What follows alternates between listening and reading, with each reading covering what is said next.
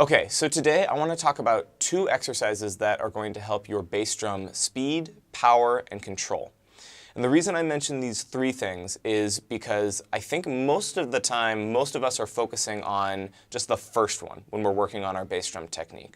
We're concerned with being able to play our kick as fast as possible, whether that's doubles, singles, or just like a constant stream of bass drum notes. We're just worried about our foot being as fast as possible. And that's important, but I think it's equally as important to be able to play all of those notes consistently, and that's where the power comes in, making sure that all of those notes are strong, even, and consistent.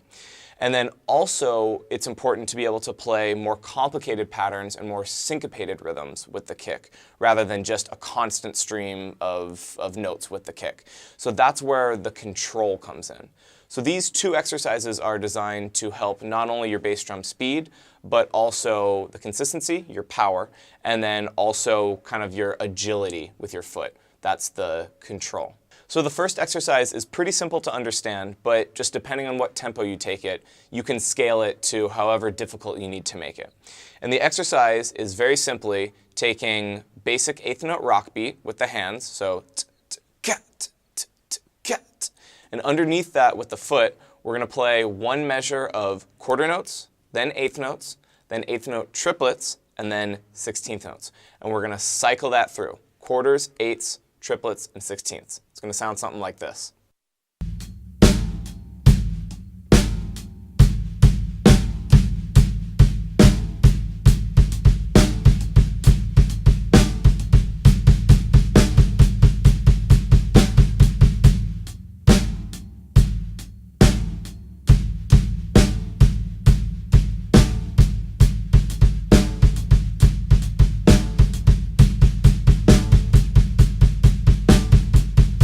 Okay, so now let's try that one a little bit faster.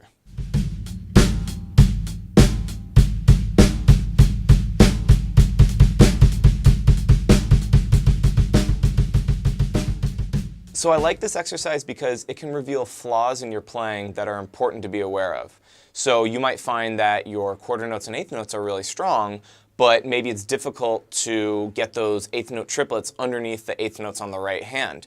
Or maybe when you switch to 16th notes, maybe suddenly your technique changes and you're not as consistent anymore with the kick.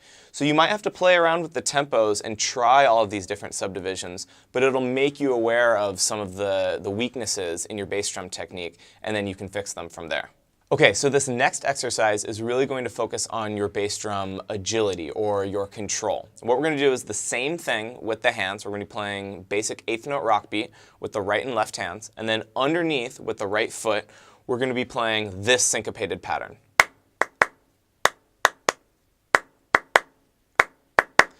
But we're going to be thinking about those as 16th notes. So in time, it's going to sound like 1E and a 2E and a 3E and a 4E and a 1E and a 2E and a 3E and a 4E and a 1E and a 2E and a 3E and a 4E and a so on and so forth. So this pattern is going to line up with different parts of the hand pattern, and it's going to start kind of tumbling over the bar line. And that's going to A, give you a syncopated pattern to work on with your bass drum, and B, it's going to force you to maybe put the kick in places, singles and doubles in places underneath that hand pattern that you wouldn't have thought of before. So here's what that one's going to sound like, nice and slow.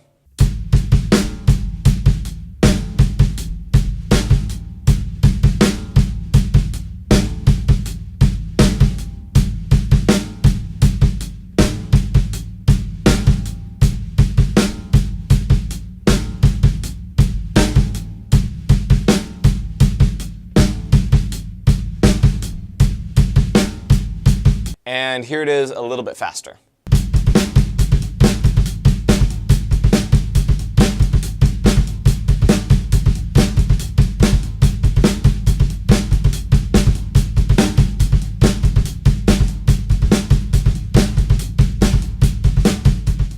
So those are my two bass drum exercises. Hopefully they're helpful to you in some way. Feel free to modify them in any way you see fit. You could take that first one and change the subdivisions. You could do 16th note triplets. You could do quintuplets. The second one, you could change the syncopated pattern on the kick. You could change what the hands are doing. The whole point is we're just trying to think about our bass drum speed and also power and control. So again, hopefully those are helpful to you. Thank you for watching, and I'll see you in the next one. Peace. I almost forgot to mention that I'm going to put links to these exercises written out in the Groove Scribe so that you can see them in a written form and modify them on the fly. Speed them up, slow them down, do whatever you want.